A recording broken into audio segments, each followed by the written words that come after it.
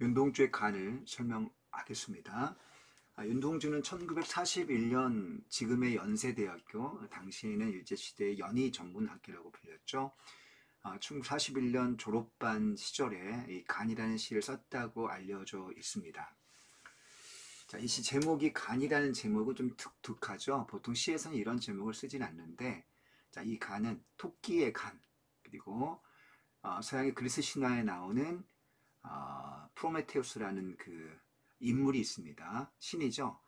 그와 연관된 간이라는 이미지를 소재로 사용해서 시를 쓰고 있습니다. 자, 그럼 바로 1년부터 시작을 해 보겠습니다. 바닷가 햇빛 바른 바위 위에 습한 간을 펴서 말리우자.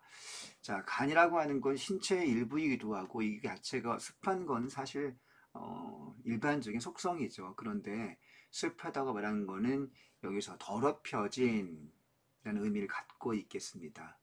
자, 우리가 간이 보통 이제 간땡이가 부었다, 간이 뭐 크다, 뭐 이런 표현을 관용적으로 쓰기도 하는데 간의 일반적 의미는 양심, 인간의 양심, 혹은 존엄성, 자, 이런 의미를 갖고 있기도 하죠. 자, 햇빛 바른 바위 위에 습한 간을 펴서 말리우자, 우자라고 하는 거는 자, 어떤 의지가 담긴 종결 어미가 되겠네요.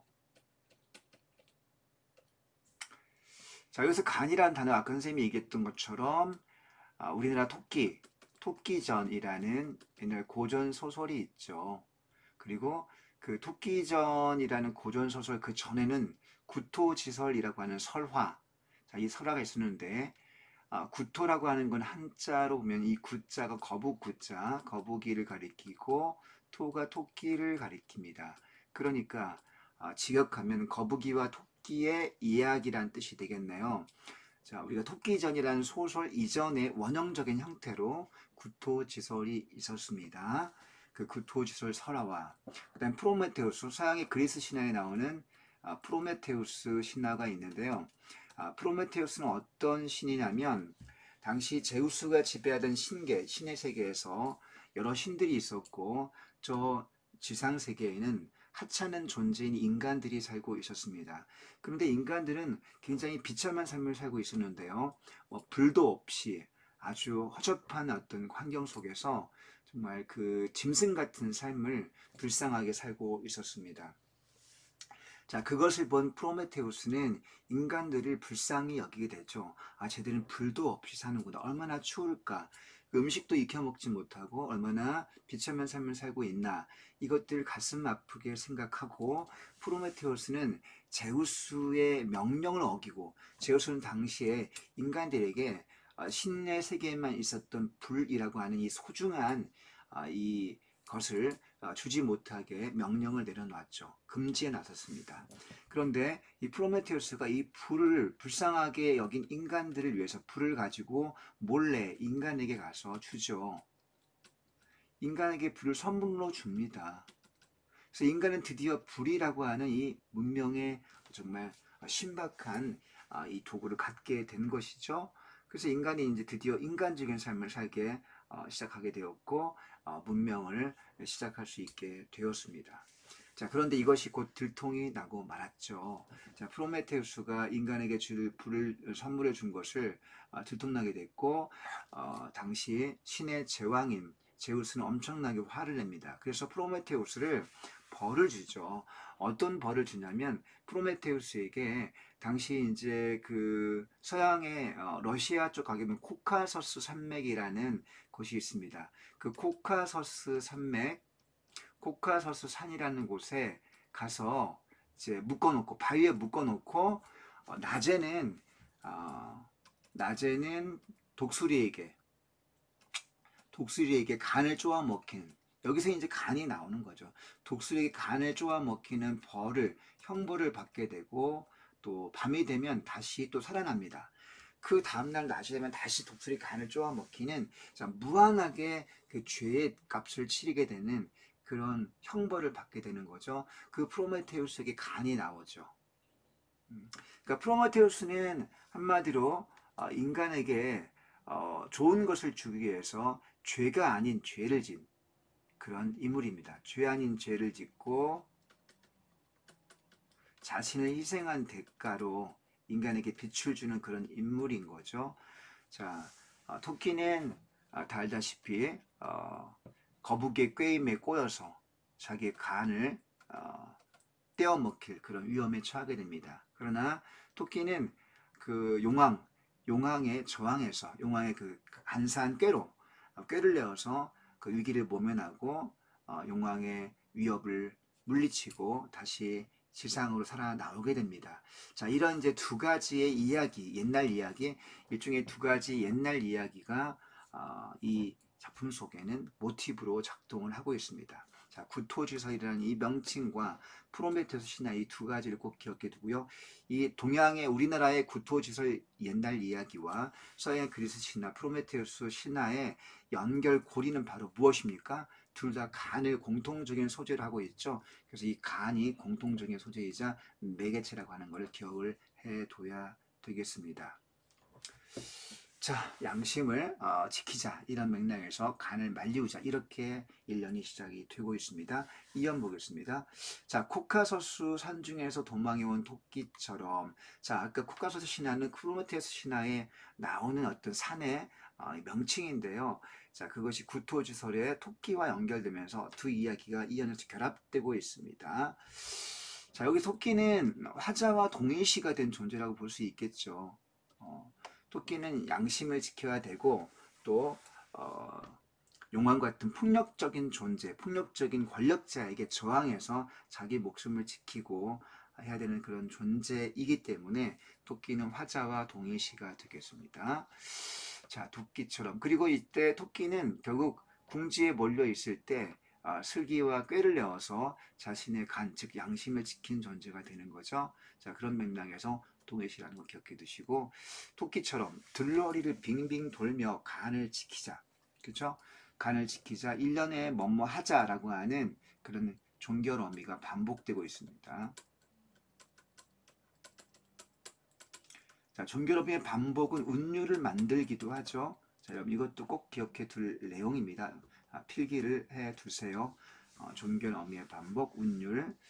자, 양심을 지키는 의지를 표현하고 있습니다.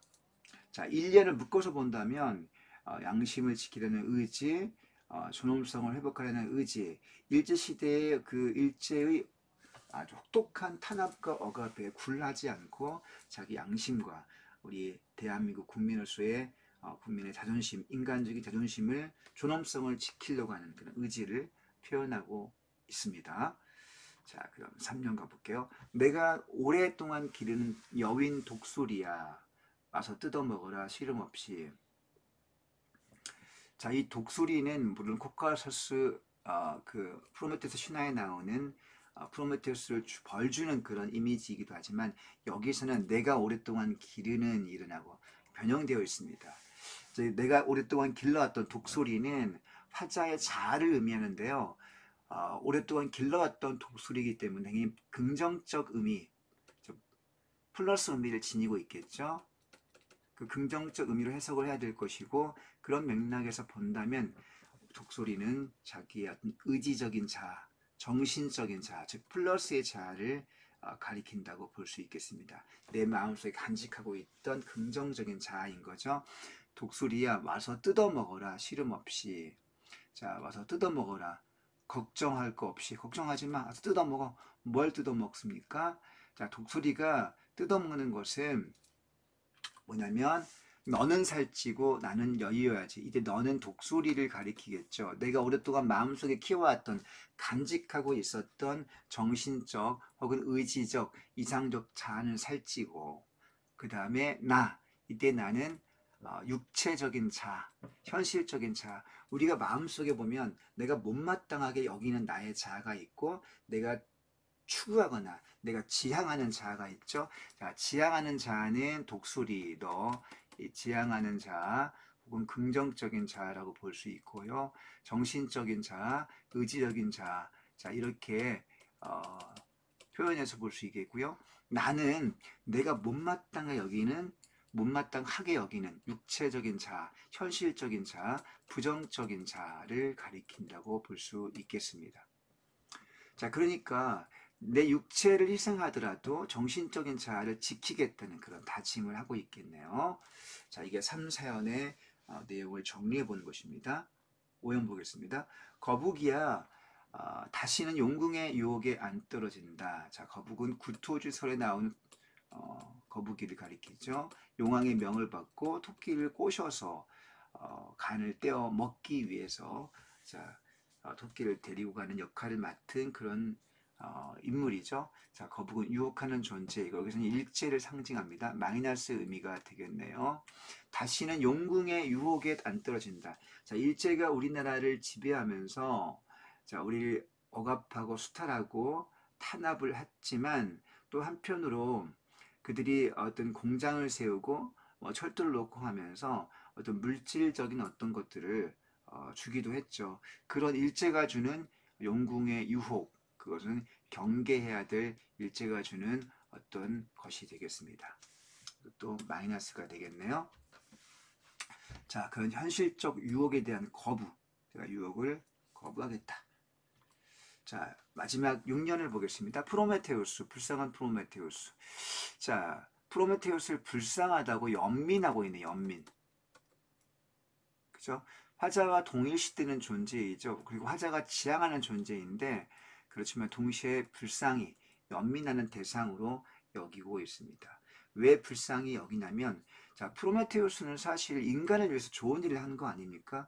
그러나 제우스라는 권력자 입장에서 볼 때는 자기가 금지한 것을 깨뜨린 죄를 지었기 때문에 죄 아닌 죄를 지은 거죠.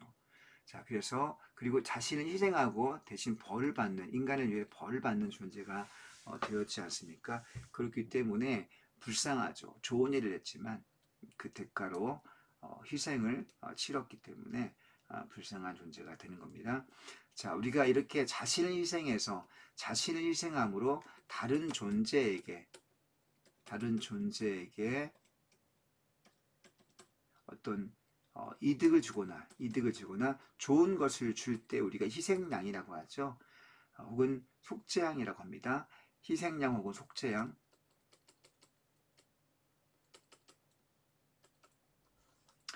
다른 다수를 위해서 어떤 개인이나 소수가 희생을 당할 때 속죄양 혹은 희생양이라는 표현을 쓰는데, 속죄양이라고 하는 것은 옛날 고대 이스라엘 혹은 서구 유목민들이 이스라엘이나 서구 유목민들이 신에게 제사를 지낼 때 자신들이 지은 죄를 대신해서 갚아주는 그런 제물로 어린 양을 제물로 삼았습니다. 깨끗하고 어린 양을 죽여서 피를 뿌림으로 인간들이 지은 죄를 신에게 대신 빌고 그로부터 죄값을 사했다는, 죄값을 용서받습니다. 우리가 그것을 속죄 양이라고 하고요. 그것을 다른 말로, 쉬운 말로 희생양이라는 표현으로 볼 수 있겠습니다. 자, 이 프로메테우스가 속죄양 모티프, 희생양 모티프로 갖고 온 소재라고 하는 걸 기억을 해둬야 되고요. 여기에서 문제가 엄청나게 많이 나옵니다. 자, 프로메테우스가 제우스의 명령을 어기고 몰래 훔쳐서 인간에게 준 죄로 목에 맷돌을 달고 끊임없이 떨어지는 또 벌을 받죠. 자, 그런 끝없이 친전, 끝없이 고통, 끝없이 계속 떨어집니다. 낮이 되면 다시 올라오고 다시 떨어지고, 자, 이런 벌을 받는데 그 끝없는 고통을 숙명적으로 감내하는 존재가 바로 프로메테우스인 거죠. 끝없는 침전은 끝없는 고통의 반복되는 상황, 끝없는 고통의 반복, 그 숙명성을 표현한 것입니다. 자, 다시 말하면 프로메테우스는 죄 아닌 죄를 짓고 희생을 당하지만 인간들을 위해서 좋은 일을 하는 존재이고 자신을 속죄양 제물로 준 그런 인물이라고 볼 수 있죠. 그런 맥락에서 희생은 희생이지만 거룩한 희생이 되겠습니다. 자, 그런 거룩한 희생의식, 속죄양 의식을 표현하고 있습니다. 윤동주가 일제시대 말기 1941년에 지금의 연세대학교, 당시 연희전문학교를 졸업하면서 이런 시를 지은 것은 일본 유학을 앞두고, 당시 이제 그 이후에 일본의 도시사, 일본의 교토에 있는 도시사 대학이라는 대학으로 영문과로 유학을 떠나게 되는데요. 그 유학하던 중에 붙잡혀서 독립운동을 한 죄로 붙잡혀서 후쿠오카 감옥에서 해방을 6개월 앞두고 1945년 2월 달에 들리는 소문에 의하면 바로 이제 그 마루타 실험, 생체 실험을 당해서 결국 죽게 됩니다. 자, 그런 아픈 어떤 또 개인사가 뒤에 이어지는데요. 그 교토에 있는 도시사 대학으로 유학을 가기 직전에 지은 아주 결의에 찬 시라고 볼 수 있겠네요. 그런 마음이 잘 느껴지는 시가 되겠습니다. 자, 핵심적인 보겠습니다. 자, 설화에서 어떤 원형적 이미지, 구토지설의 토끼 이미지와 프로메테우스 신화의 프로메테우스라고 하는 신을 원형적 이미지로 가지고 왔죠. 우리 그런 거를 원형적 이미지라고 하고요. 자, 뭐뭐 하자, 뭐뭐 한다 어떤 남성적 어조가 강렬하게 사용이 되고 있습니다. 현실을 극복하려고 하죠. 희생을 통해서. 자, 두 자아를 대비하고 있습니다. 정신적 자아는 자, 독수리, 육체적 자아는 너, 너 혹은 독수리가 정신적 자, 독수리나 너가 정신적 자, 나가 육체적 자가 되겠죠. 이 두 자를 대비하고 있고요. 자, 두 번째 옛날 이야기에서 시적 상상력을 끄집어내고 있습니다. 화자의 의지를 표현하기 위해서 자, 뭐뭐 하자라고 하는 종결 어미를 반복적으로 사용하고 있습니다. 자, 종결 어미를 반복하고 있는데요. 뭐뭐 하자 여기서 일종의 운율이 형성된다고 볼 수 있겠습니다. 자, 그 다음에 확장적 반복을 통해서 시적 대상의 연민의 정서를 드러내고 있다. 이 부분이 자, 드러난 표현은 바로 마지막 6년의 프로메테우스 부분이겠습니다. 여기 6년을 보게 되면 프로메테우스가 3번 나옵니다. 프로메테우스, 불쌍한 프로메테우스, 마지막에 끝없이 침전하는 프로메테우스 이렇게 3번 나오죠. 자, 3번 나오면서 확장적으로 반복되고 있는데요. 이런 반복을 통해서 프로메테우스라는 시적 대상에 대한 연민의 정서를 드러내고 있습니다. 자, 그 다음 설화 구토지설은요. 지배자에 대한 피지배자의 항거의식을 드러내고 있습니다. 이때 구토지설에서의 지배자는 용왕을 가리키겠고요. 피지배자는 토끼를 가리키겠는데 이걸 일제시대로 바꿔본다면 지배자는 일제가 되겠고 피지배자는 우리 국민 혹은 윤동주 화자가 되겠습니다. 그런 항거의식이 표현되고 있고요. 또한 구토지설에서 유혹의 모티프, 그죠? 토끼가 거북이의 유혹에 용왕의 어떤 유혹에 빠져서 자기 목숨을 뺏기는지도 모르고 바닷속으로 들어가죠. 그 유혹의 모티프가 들어 있습니다. 자, 프로메테우스 신화에는 인간을 위해 자기를 희생하는 속죄양 의식, 희생양 모티프가 들어있죠. 그것을 가져온 것입니다. 자, 오른쪽 보겠습니다. 자, 여기 오른쪽 문제 간은 이제 두 개를 연결시키는 두 신화를 연결시키는 매개체가 되겠고 양심 이런 의미가 있겠습니다. 자, 밑에 1, 2, 3, 4, 5, 6번 중에서 우리가 주목할 것은 성격 부분에서 우의라는 부분을 주목해서 봐야 되겠는데요. 우의라고 하는 것은 우리가 이솝우화에서 봤던 것처럼 이솝우화라는 제목에서 이 우화는 어떤 뜻이냐 우의와 같은 맥락 같은 뜻인데요. 우의라고 하는 건 짐승이나 동물을 빌려서 인간의 세계를 놀이하는 것을 가리킵니다. 그러니까 이 시에서 또 토끼가 등장하지 않습니까? 빗대어서 일제시대에 저항하는 화자의 의지를 표현하고 있으므로 우의적 수법이 사용되었다라고 볼 수 있겠습니다. 주제 일제 유혹에서 갈등하지만 양심을 지키는 의지를 표현하고 있다. 자, 이 시 속에는 갈등 요소가 드러나 있기도 하죠. 자, 너는 살찌고 나는 야유해야지. 그런 부분 속에서 갈등의 요소가 드러나고 있다고 볼 수 있겠고요. 희생을 통한 극복의 의지, 자, 기억해 둬야 되겠습니다. 화자와 동일시된 존재, 토끼와 프로메테우스. 자, 그 다음에 자, 그 다음에 5번. 독수리에게 간을 쪼아 먹히면서 당하는 화자의 고통은 화자의 정신적 각성, 간을 쪼이는 고통, 정신적 각성을 의미한다고 볼 수 있다. 독수리는 어떤 의미를 지닌 존재인가? 정신적 각성을 주는 존재, 혹은 본질적 자, 혹은 이상적 자, 정신적 자, 긍정적 자, 다 이거 자, 그런 의미를 동시에 지니고 있죠. 자, 화자같이 행하는 삶은 양심을 지킨다. 자기 희생을 통한 극복의 의지. 이렇게 볼 수 있겠고요. 밑에서 여러분들이 한번 읽고 더 참고하기를 바랍니다. 자, 이렇게 해서 설명을 마칩니다. 자, 여러분들 열심히 정리해서 좋은 결과 있기를 응원하겠습니다. 안녕.